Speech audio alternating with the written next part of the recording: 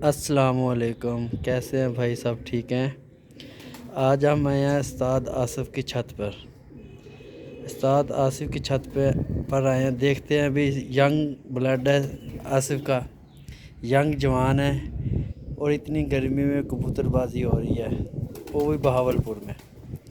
पूछते हैं इनसे कैसे कबूतरबाजी हो रही है, कैसे शौक़ जा रहा है और कैसे आगे शौक़ जाएगा और क्या हो रहा है। अस्सलाम वालेकुम।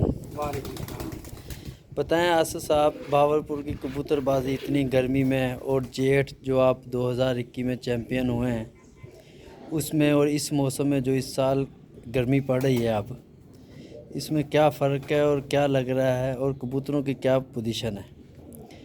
जी, सबसे पहले तो हम अपने तमाम व्यूवर्स को सलाम कहते हैं और जो लोग कमेंट्स करते हैं उनका शुक्रिया अदा करते हैं। जो लोग हमें पसंद कर रहे हैं उनका भी शुक्रिया। जहाँ तक आपके सवाल का ताल्लुक़ है, तो ये तो बाई लक होता है। 2021 में चैम्पियनशिप हमारे नसीब में आई, पहली दफ़ा ही हमने छत अड़ाई और अल्लाह के फजल से पहली दफ़ा ही हम जीत गए।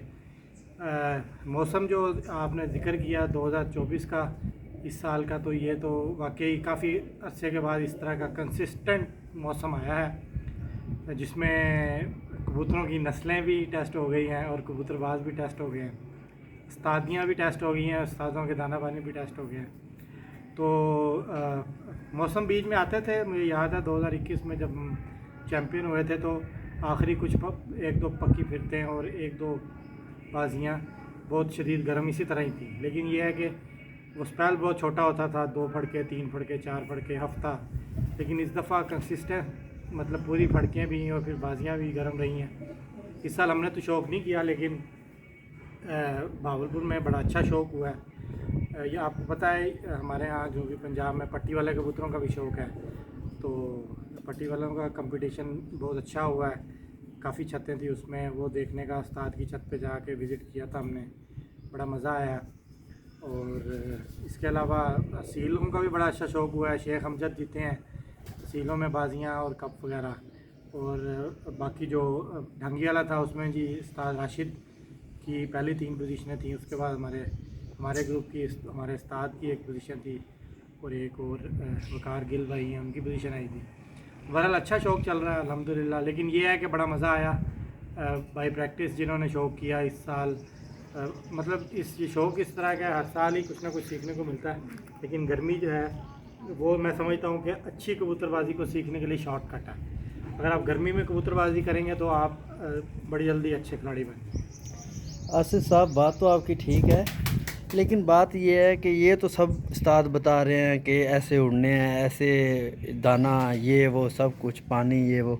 लेकिन हम जो बात मैं पूछना चाह रहा हूँ वो ये बात है कि जो न्यू लड़के आ रहे हैं, अब कबूतरबाजी पहले थी जो गंदा समझते थे, लेकिन अब पढ़े लिखे लोग सब इसमें आ रहे हैं। तो जो न्यू लड़के आ रहे हैं ना इस शौक़ में, तो उनके लिए कबूतर रखना कैसे, दाना पानी होना चाहिए, 12 महीने में क्या करें, बच्चे 12 महीने निकलवाने चाहिए, सीज़न निकालने चाहिए कैसे, इसमें सब जैसे आप को है कुछ मालूम है या जैसे आप कर रहे हैं ख़ुद, आप क्या बताना चाहेंगे न्यू कमर लोग जो आ रहे हैं? सबसे पहले तो मैं आपके सवाल की दाद देता हूँ। ये बड़ा ही बेसिक और बहुत ही इम्पोर्टेंट क्वेश्चन आपने किया मेरे हिसाब से, क्योंकि जो इतनी भी चीज़ें जो इनका आपने ज़िक्र किया है कि उस्ताज़ा कराम या लोग शौकीन अपने इंटरव्यूज़ में बताते हैं, उड़ाने कैसे हैं, संभालने कैसे हैं, बाकी सब चीज़ें, ब्रीडिंग हो गई जैसे आपने बताया, तो ये सब इस चीज़ से जो बेसिक्स है कि कबूतर केयर कीपिंग कैसे करनी है, कि कबूतर हमने 12 महीने उनको लेके कैसे चलना है, ये बहुत ही देखने में एक मतलब पीछे चला गया है क्वेश्चन, लेकिन असल यही है। क्योंकि देखें, आप जितने मर्ज़ी अच्छे कबूतर ले आएँ, लेकिन आप उनको अच्छे तरीके से नहीं रखेंगे तो वायरस आ जाएगा और वो आपका ज़िया हो जाएगा। इसी तरह अगर उनकी डाइट अच्छी नहीं होगी, उनकी सेहत अच्छी नहीं होगी, तो वो कभी भी आउटस्टैंडिंग मुकाबलों में परफॉर्म नहीं करेंगे। तो आपकी क्वेश्चन मुझे भी बहुत ही मज़ेदार लगा, तो मैं कोशिश करता हूँ कि डिटेल से अपने व्यूवर्स को इसका जवाब दिया जाए। बिल्कुल। सबसे पहले तो ये चीज़ है कि आप कोशिश करें कि जो भी दोस्त हमारे नए इस शौक़ की तरफ आ रहे हैं या जो कर रहे हैं, उनको बेसिक का ये पता होना चाहिए कि कबूतर के जो केजीज़ वो बना रहे हैं या जिन केजीज़ में उन्होंने कबूतर रखे हुए हैं, सबसे पहले उनका इत्तेसाब किया जाए, उनको चेक किया जाए कि क्या वो इस काबिल भी हैं कि कबूतर जैसा मासूम परिंदा उसमें रह सके। बेसिक जो चीज़ है वो ये होनी चाहिए कि जो वेंटिलेशन है ना केजीज़ में, वो बहुत इंपॉर्टेंट है। जब तक आपकी केजीज़ के अंदर से हवा की क्रॉसिंग नहीं हो रही तो आपके केजी समझ लें कि कबूतरबाजी के असूलों के मुताबिक नहीं है। इस चीज़ का ख्याल रखें। और दूसरा ये कि कोशिश ये करें, हर किसी ने अपनी जगह के हिसाब से, मौके के हिसाब से शौक़ करना है, लेकिन कोशिश ये करें कि जो तुलुए आफ़ताब की तरफ खुडों का रुख हो।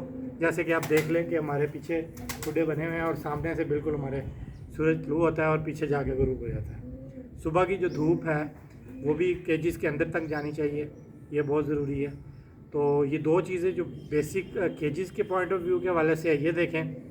फिर तीसरी चीज़ ये है कि कबूतरों की क्वांटिटी केज में कितनी है। यानी कि देखने में आता है कि खुडे छोटे छोटे होते हैं लेकिन उनमें कबूतरों की तादाद बहुत ज़्यादा होती है, तो इससे भी अवॉइड करना चाहिए। हमेशा मैं अपने दोस्तों को यही चीज़ बताने की कोशिश करता हूँ कि क्वालिटी रख लें, क्वांटिटी से बेहतर है। बेशक आप एक जोड़ा रख लें, अच्छा रख लें, वो आपका शौक़ 100 परिंदों से ज़्यादा अच्छा करवा दें। बिल्कुल बिल्कुल।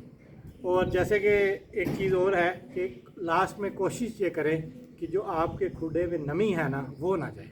जैसे कि आजकल आप देख लें कि बारिशों का सीज़न है कि कबूतरों के खुडे इस तरह होते हैं, उनके सामने विड इस तरह की बनी होती है, जाफरी के बारिश का पानी आता है और खुडों में चला जाता है। आल दो के अच्छे खुडों में भी कभी कभी चला जाता है, तो उसको फ़ौरन निकालें, खुडे को खुश्क होना चाहिए। जो बीमारी की जड़ है वो है नमी। कोशिश करें कि आप दिखाएं हमारे नाज़रीन को। हमने जो केजीज़ बनाए हुए हैं तो इनके आगे ये 3-3 फुट का शेड रखा हुआ है और नीचे से भी इस तरह हमने जो केजीज़ की जो सतह है बाकी हमारी छत से ऊंची है ताकि पानी अंदर ट्रैवल करके ना गए। तो कोशिश करें कि जहां आपके ब्रीडर पेयर्स या उड़ने वाले हैं उनके पास पानी ना जाए। बाहर अगर किसी की जाफरी में जाता है तो जाए, लेकिन कोशिश करें खुडों के अंदर पानी ना जाए, क्योंकि वो फिर जल्दी खुश्क नहीं होता और बिट्ठे वगैरह होती हैं तो वो नमी का साफ बन जाता है, जिसकी वजह से वायरस बहुत जल्दी आता है। ये तो बेसिक थी कि कबूतर के केज किस तरह होने चाहिए। अब आपके सवाल का जो दूसरा हिस्सा है कि कबूतर को 12 महीने हम किस तरह रखते हैं। अच्छा, ये चीज़ जो है ना, ये बड़ी एक टेक्निकल चीज़ है कि कबूतर को हम 12 महीने एक ही दाना पानी पे नहीं रख सकते। ठीक है, कबूतर का दाना पानी मौसम के हिसाब से और कबूतर की रिक्वायरमेंट के हिसाब से तब्दील होता रहता है। उसमें जैसे सिंपल हर किसी को पता है, सर्दियों में थोड़ा गर्म दाना आ जाता है, परवाज़ी सीज़न का और ख़ुराक शुरू हो जाती है, उसमें बादाम शुरू हो जाते हैं और बहुत सारी चीज़ें। इसके अलावा और गर्मियों में फिर और दाना है, ब्रीडिंग वालों के लिए और दाना है। इसमें जो सबसे इम्पोर्टेंट चीज़ मैं समझता हूँ कि अपनी कबूतरों की डिवर्मिंग करें। दाना आप जिस तरह का भी डालें, अब हर बंदा तो बहुत अच्छा दाना अफोर्ड नहीं कर सकता। मैंने भी शौक़ करना है, आपने भी करना है। हो सकता है कि मैं इतना कीमती दाना ना डाल सकता हूँ, लेकिन अगर मैं कबूतरों की प्रॉपर डिवर्मिंग करूँगा और उनको पीने के लिए साफ़ पानी मुहैया करूँगा और कबूतरों का दाना ऐसे बर्तन में रखूँगा कि वो साफ़ सुथरा दाना खाएं और बीट वगैरह या पानी के ज़रिए या दाने के ज़रिए उनके पास ना जाए, तो बहुत कम चांसेस होते हैं कि कबूतर हमारे बीमार हों।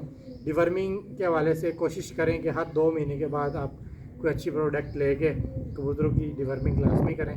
उससे ये है कि कबूतरों की जो एज है वो भी बढ़ती है, उनकी ब्रीडिंग टाइम भी बढ़ता है, कबूतर सेहतमंद रहते हैं। एक चीज़ जो बहुत इंपॉर्टेंट वो ये है, ये एक टिप समझ लें हमारे नाज़रीन के लिए आज की, कि कबूतरों के पिंजरे में पानी पड़ा ना रहने। एक तो ये है कि उनसे नमी का भी, क्योंकि कबूतर नहाते हैं, नमी का भी खदशा होता है। और दूसरा ये है कि पानी, क्योंकि अब उसमें बीठे भी गिर जाती है और वो पानी गंदा हो जाता है। कोशिश करें जब भी अपने परिंदों को पानी दिखाना है तो ताज़ा साफ़ सुथरा पानी पिलाएं। हो सकता है तो मौसम के हिसाब से, जैसे सर्दियाँ हैं तो थोड़ा नीम गर्म पानी पिला दें, गर्मियाँ हैं थोड़ा मतलब ताज़ा पानी मोटर का पिला सकते हैं। तो पानी अगर आप अच्छा रखेंगे, डाइट साफ़ सुथरी रखेंगे और प्रॉपर डिवर्मिंग करेंगे तो बीमारी नहीं आएगी।